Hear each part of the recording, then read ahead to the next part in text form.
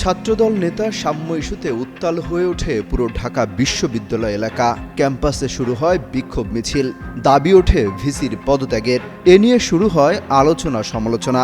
এর মধ্যে নতুন করে আলোচনা শুরু হয়েছে ইনকিলাব মঞ্চের মুখপাত্র শরীফ ওসমান হাদির একটা স্ট্যাটাসকে কেন্দ্র করে।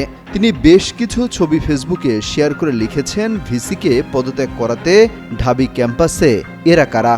সেই পোস্টে কমেন্ট করেছেন জাতীয় নাগরিক পার্টির নেতা সার্জিস আলম। তিনি লিখেছেন, যে বহিরাগতদের হাতে সাম্যকে খুন হতে হয়েছে, সেই বহিরাগতদের দিয়ে ক্যাম্পাসে রাজনৈতিক কর্মসূচি করানো হচ্ছে। এভাবেই বহিরাগতদেরকে ক্যাম্পাসে অ্যাক্সেস দেওয়া হয়। তারা শিক্ষার্থী এবং শিক্ষকদের নিয়ে যা ইচ্ছা তাই স্লোগান দেয়।